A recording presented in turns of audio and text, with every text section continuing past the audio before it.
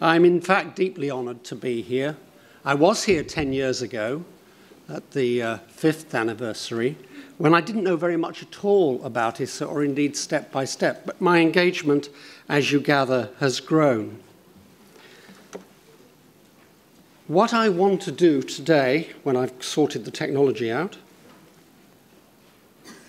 oops, where are we going?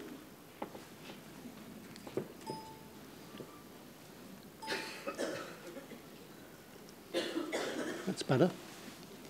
What I want to do today is reflect on where we are with the early childhood field in the broadest sense. ISSA is at a turning point.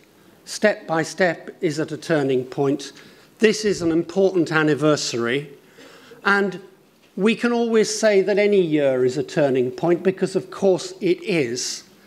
And I think it's a healthy thing for us to use this conference to say, okay, we got to 2014. How has it been? What have we achieved? And how is it going to be different for the next stage? And the three strands of this conference are built around the idea of revisioning early childhood services for the next phase. I want to reflect on just some of those themes today, mostly just asking questions and raising possibilities for you to think about in relation to the future of early childhood, the future of ISSA, and the future of your own work. So, we have a number of anniversaries. I was very pleased that Regina, your president, in opening this conference, drew attention to the 3rd anniversary, the 25th anniversary of the UN Convention on the Rights of the Child, because I believe that it's probably one of the more important underpinning elements of all the work we do, which since 1919 has given a new edge, a new political and legal edge to the work we do on behalf of children. I think we're at a tipping point globally in the early childhood world. And for just one moment, I want to step outside this particular audience and your particular interests. Most of my work these days is actually not within Europe, but is further afield. And I think globally we are at a tipping point in terms of recognition and understanding about early childhood. We've got this, there we go. We've now got a very strong research base, a very strong evidence base, numerous studies, both fundamental studies about human development, as well as evaluation studies about programs, and so on, that give us a very strong basis for advocating for early childhood in global policy terms. We've also got these growing networks, of which ISSA is one, and the networks of professionals, researchers, advocates are really fundamental to building this movement globally. Consequently, as Sarah mentioned, there's been a drive that in the post-2015 goals globally, early childhood development should be central.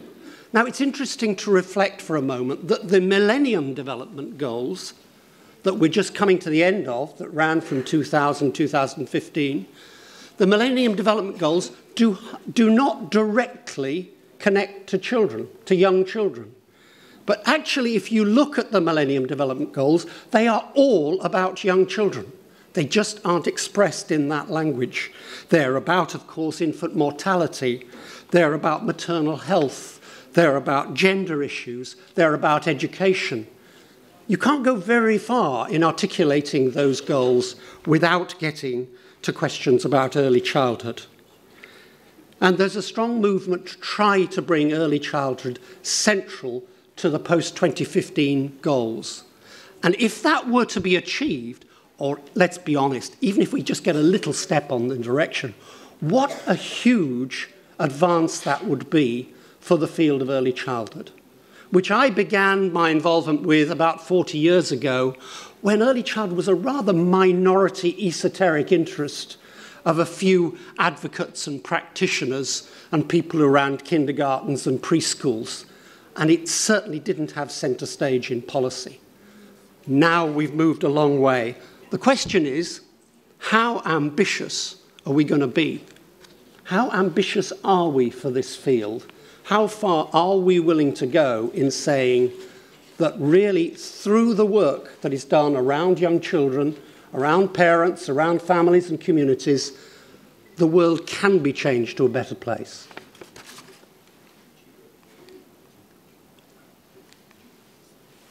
So I'm going to talk about 4 themes that connect closely to the strands of the conference. A rights-based vision, a life course vision, a holistic and comprehensive vision, and an equitable and inclusive vision. I am going to think grand, as you gather. I'm going to propose we think grand. Through the course of this meeting, you can get practical and real and critical and wonder what actually can be done, but we have to start with a big vision.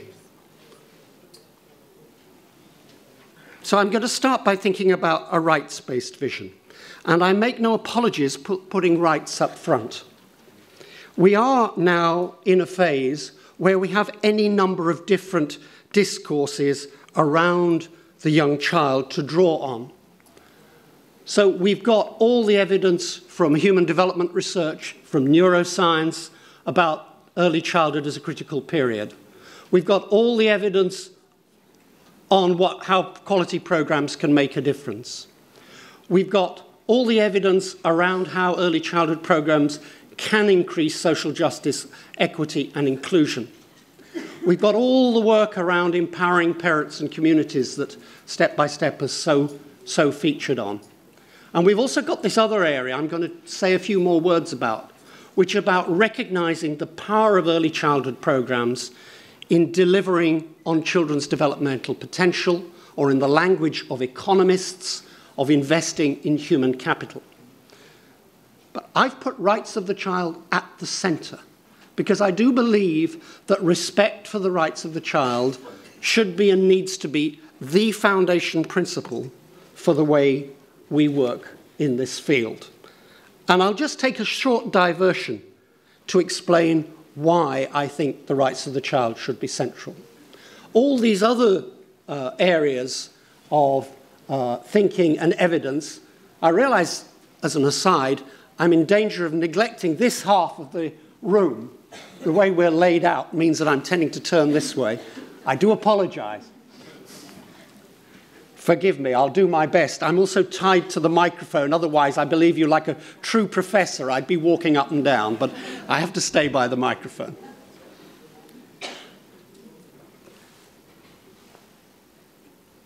Now, there are lots of different ways of positioning children and young children in the narratives, in the stories, in the theories, in the policies that frame the way we work. They all have their place. But some are more central than others. The one particular narrative that has become very powerful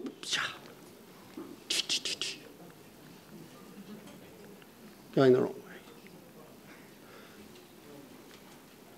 is the investing in human capital argument. I can't work with this machine, sorry.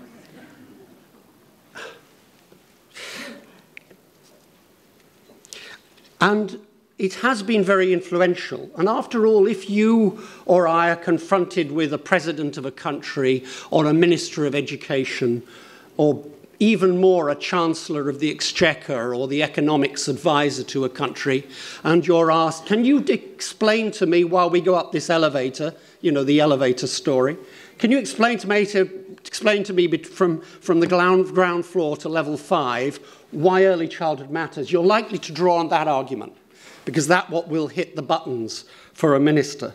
But I want to argue that it's an argument we have to be careful about using. It's this. I'm really struggling with this thing. But anyway, here we go. Can I have the next slide, please? Can you control it from the back? Next slide, please.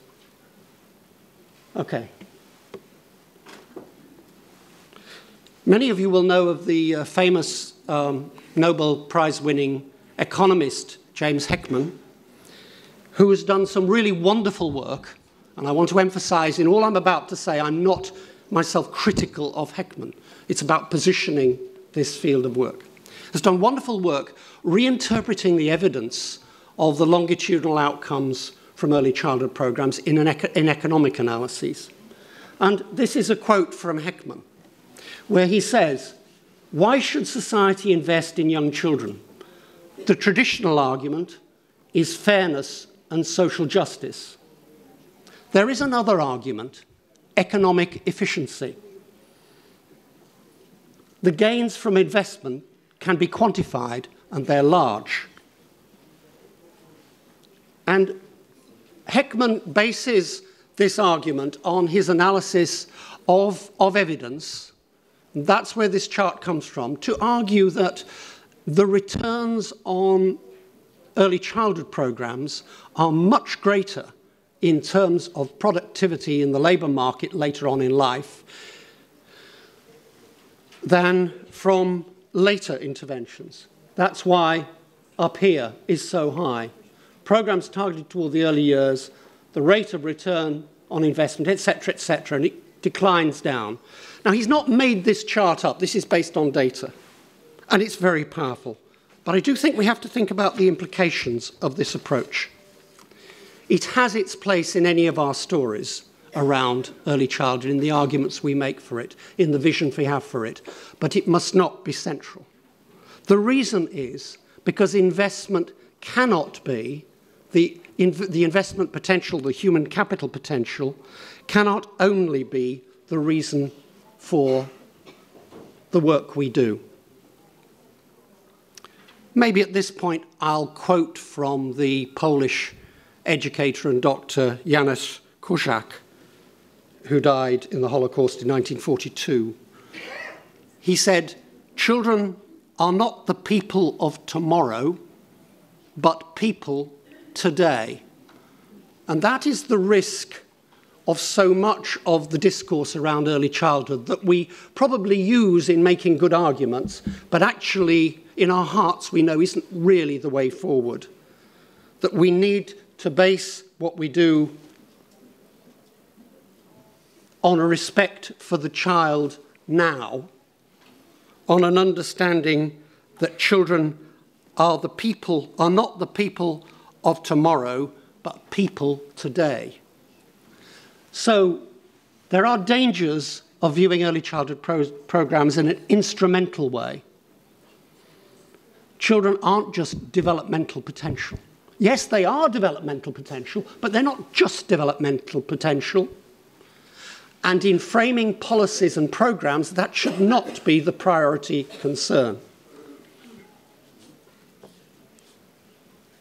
Young children are not an investment opportunity. There is a very good case for investing in young children, but that's a very different thing from seeing them as human capital. Now, that may seem a very subtle distinction, but I think it's fundamental and justifies why we put the rights of the child at the centre, because the rights of the child are about the child now as much as anything. There's another reason why an investment human capital view of the arguments for early childhood is risky, and that is returns on investment don't apply equally to all children. So if you take the argument to its extreme, there is a risk you become divisive. Not all children are going to bring a return to society economically from the investment. Disabled children especially are less likely to give you a return. And after all, in other areas of life, we don't use this argument. As I approach the age of 65, I'm acutely aware that I hope that elderly services in the UK will not be based on a human capital model. I don't need to say any more.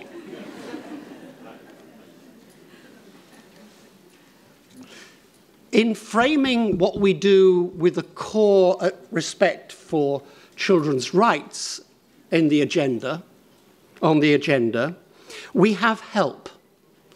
The UN Committee on the Rights of the Child, which is responsible for overseeing the implementation of the UN Convention, just 10 years ago, that's another anniversary, had a day of discussion where they looked specifically at early childhood.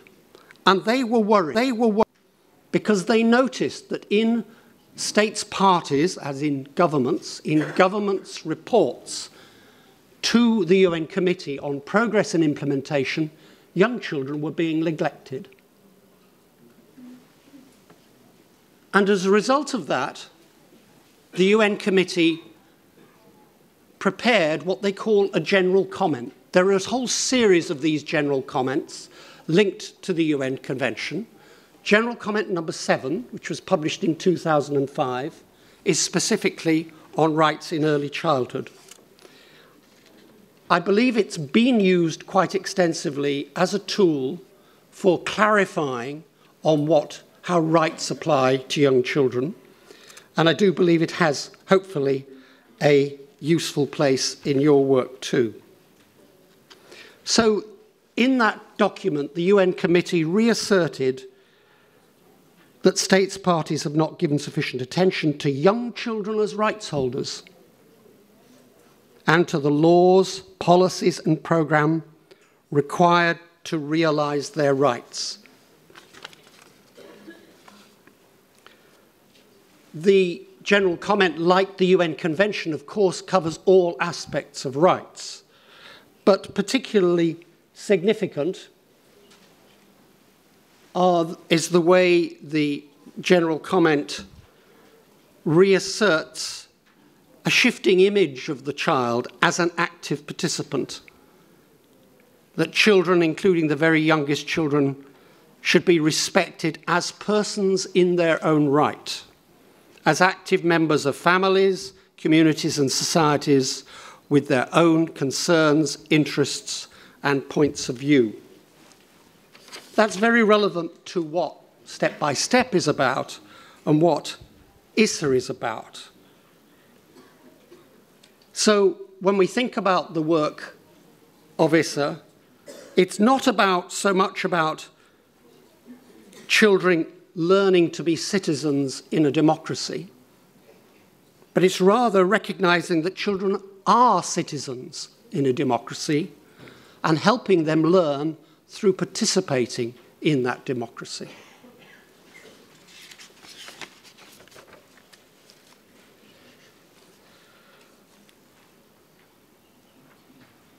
So again, the general comment talks about the many respects in which children's rights to express their views and feelings should be anchored in their daily life, etc. I need to move on. What I want to emphasize as well in all of this is the point that there is a risk that young children are positioned in a very particular way in the way the adult world talks about them.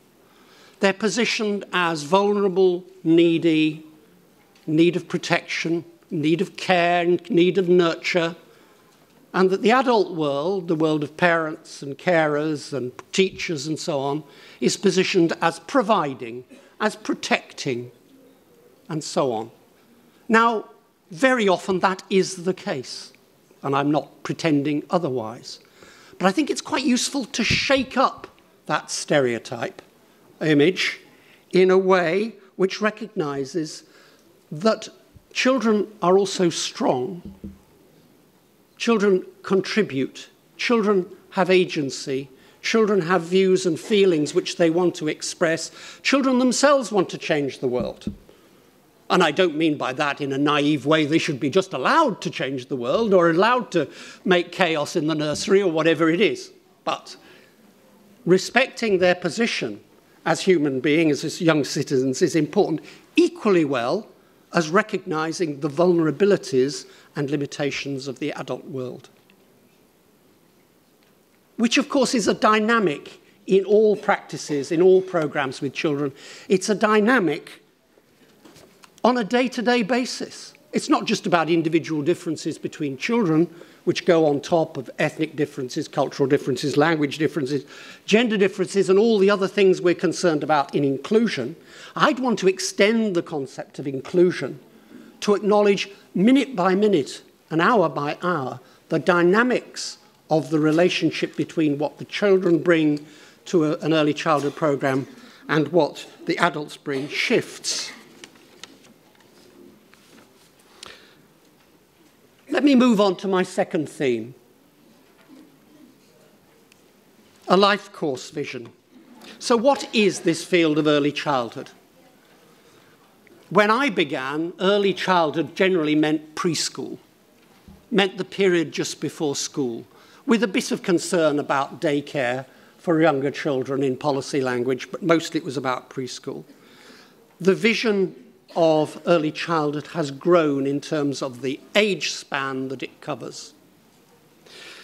General Comment 7, the UN Committee on the Rights of the Child, give a working definition of early childhood as below the age of 8.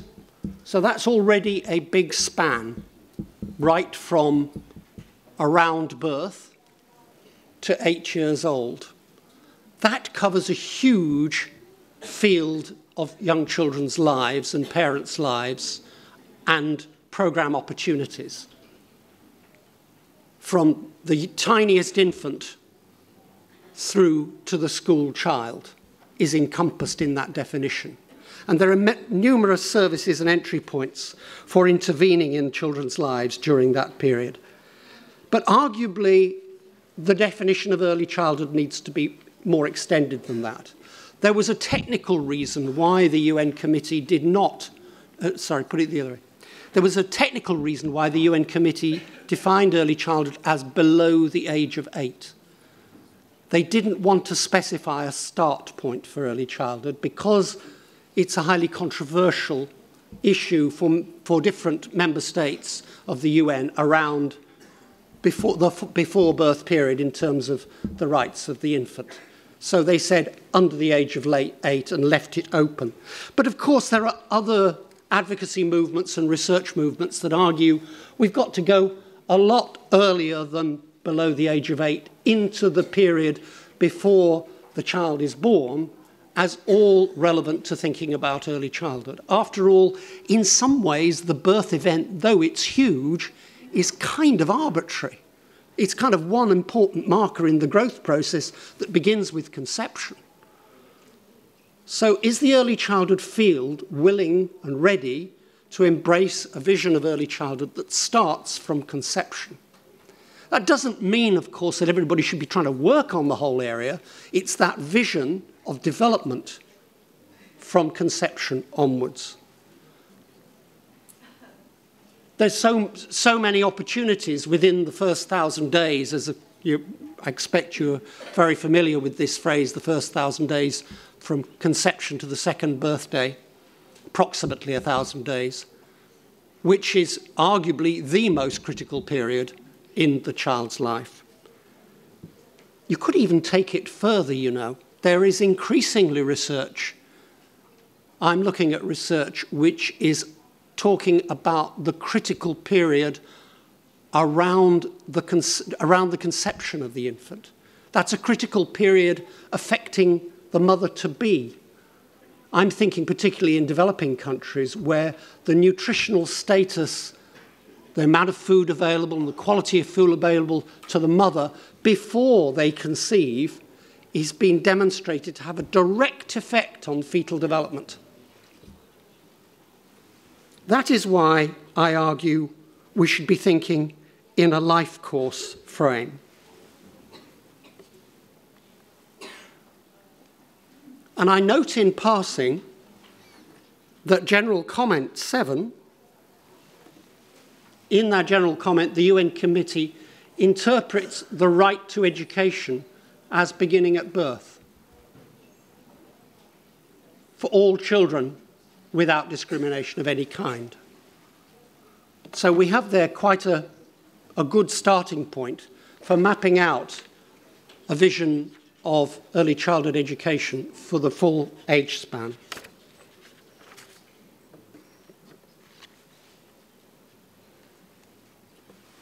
Those of you who heard me talk in the last few years will have heard me say this.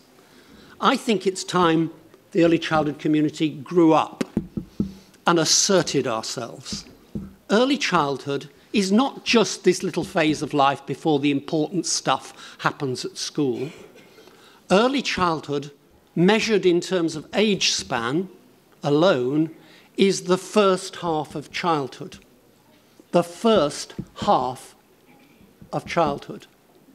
It's not a little backwater before the important things happen at school. In terms of age span, it's the first half. Developmentally, arguably, it's a hugely more than the first half of childhood because of so much that is determined in that period.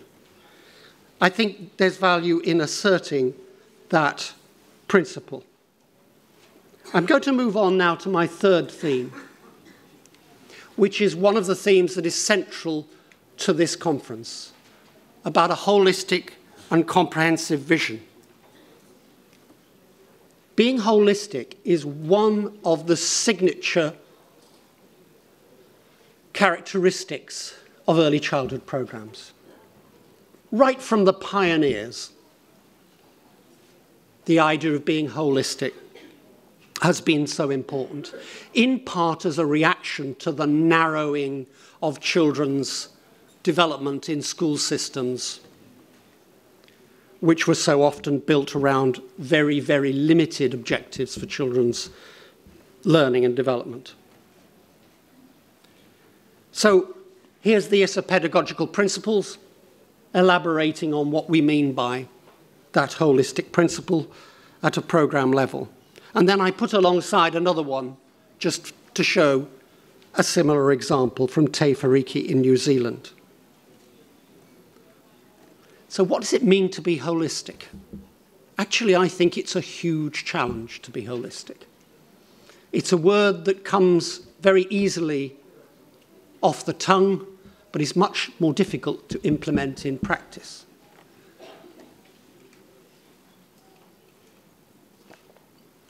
Within, step by step, within the ISSA community, there is a strong emphasis on being holistic, and a great deal is achieved. But actually being holistic involves a lot more than this. And one of the themes of this conference is to think big time about holistic. And by big time, I mean, again, beyond the doors of the preschool. Because in some senses, it's all very well being holistic with children within the confines of the preschool. But wait a minute, their lives don't just happen in the preschool. Their lives happen in the community, in families. They connect with any number of different agencies and services. How do we achieve a holistic approach which spans all of that? Every country is different. Every municipality is different. But in general, there are different sectors. Historically, they've grown up. The different sectors here that impact on young children. And in general, they're often very fragmented and uncoordinated, to various degrees uncoordinated systems. This is, of course, inefficient. It's confusing for parents and children, and it can put children at risk where children fall down the gaps between services. So how do we do better in this area? Well, a few things we need to be clear about from the beginning.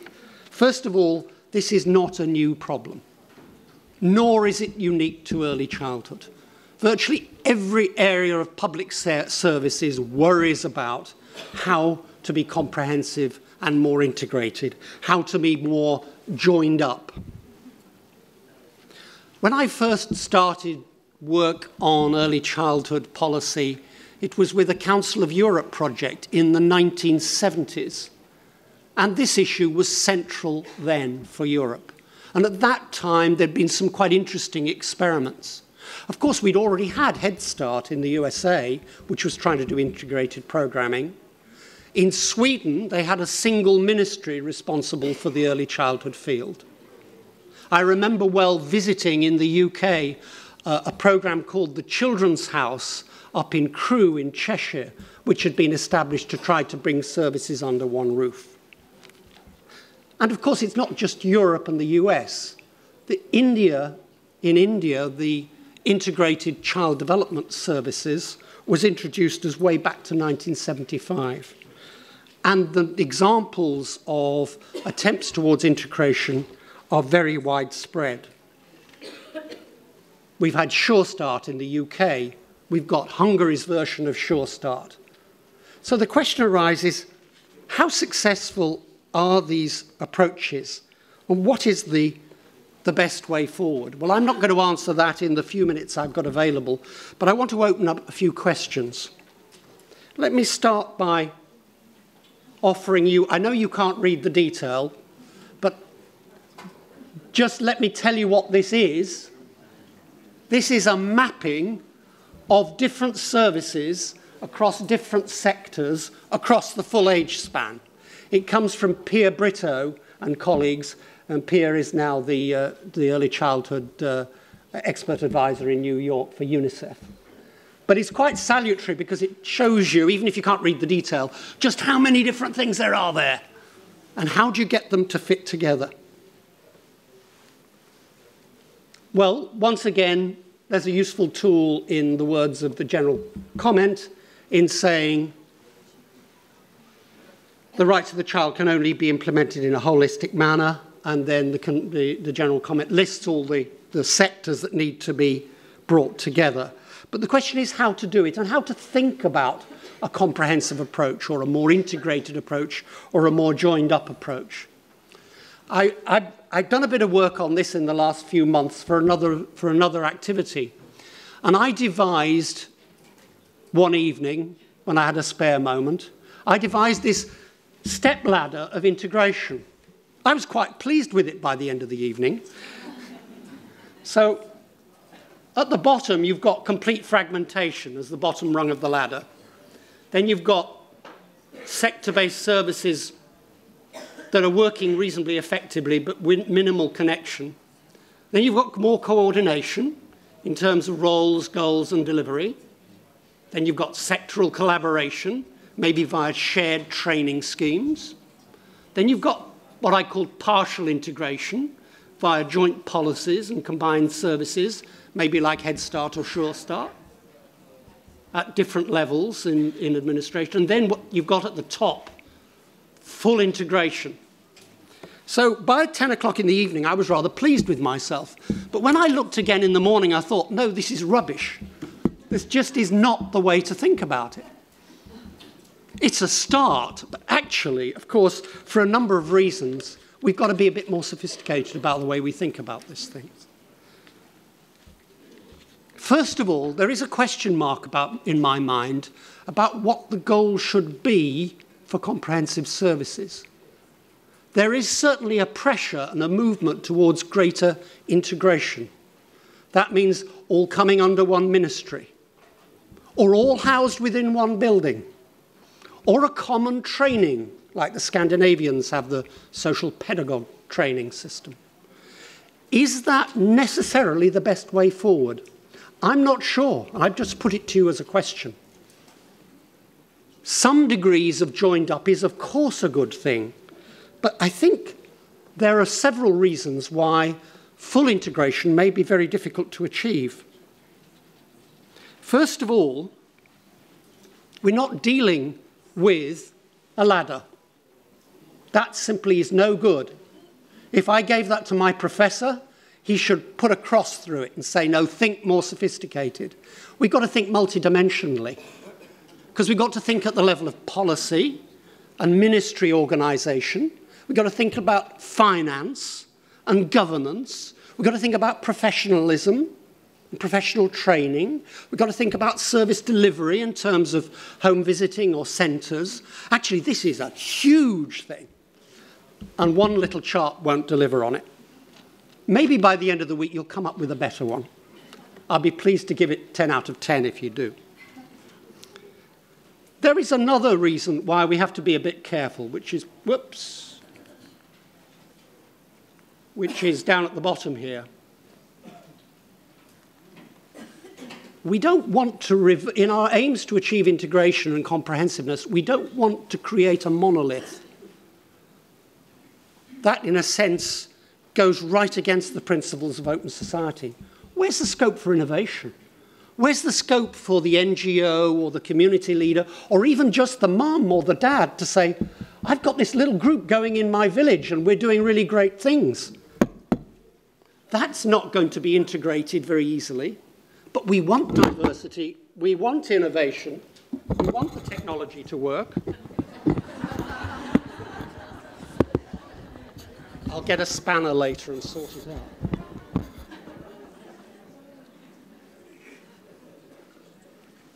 So I think that's really quite a big challenge for the conference, to work through, within the values of ISSA and the values of open society, what do we mean by being comprehensive?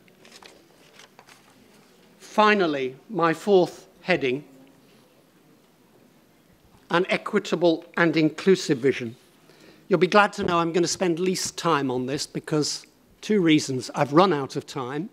And secondly, because there are many people in this room with huge expertise on what it means to be inclusive in early childhood services. I think actually the concept of being inclusive covers almost everything I've talked about so far. It means being inclusive in respect not only to the usual suspects of gender, ethnicity, language, disability. It means being inclusive in the more fundamental sense of accepting every child and every parent, and indeed every teacher, as they are on a Monday morning, whatever is happening, and trying to build a community that works for all those people. No more from me about inclusive. But I do care passionately about the issue of equity, and I don't have time to go into detail about it. I don't want to end on a negative note, but it is the big challenge. There is a huge lot being said about the potential of early childhood services right now. And one of the main arguments is about the potential of early childhood services in respect for marginalised, disadvantaged groups living in poverty. But before we can deliver on that promise, we have to improve the way services are delivered in a way that, at the very least, gives those communities access. Now, there are many, many projects in many countries that you work in and many around the world that do wonderful work in bringing disadvantaged groups into early childhood services. But if you look at the big picture, I'm sorry, we are failing abysmally.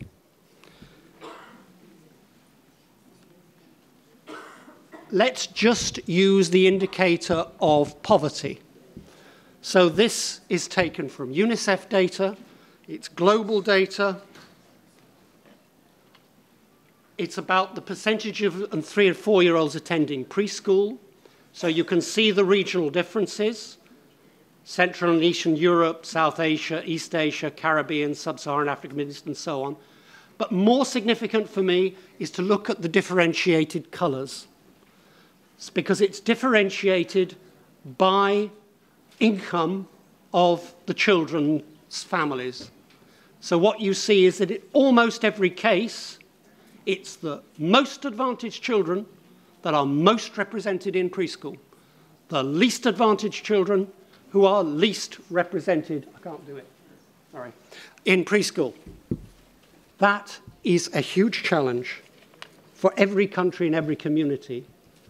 And without improving access, improving equity, all our grand visions for how early childhood programs can change the world, build democracy, build inclusion, they're worth very little.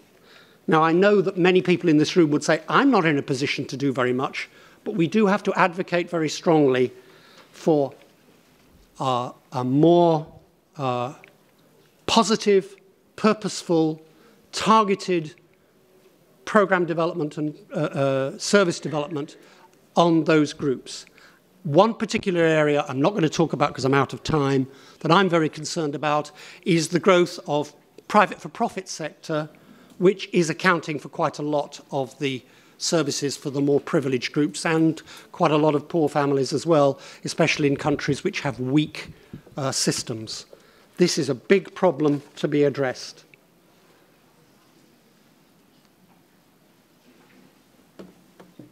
So, there's a challenge ahead. There's lots to be positive about 2014. This is, after all, a celebration of anniversaries, but there's a great deal to be done. Globally, there's lots and lots of crises affecting children in a very negative way that we need to be aware of, and some may impinge on your work. Each country is in a very different place. The vision that we're going to explore in this meeting will affect everybody in a different way, but we all have a contribution to make, not least with some really good discussion that I'm looking forward to.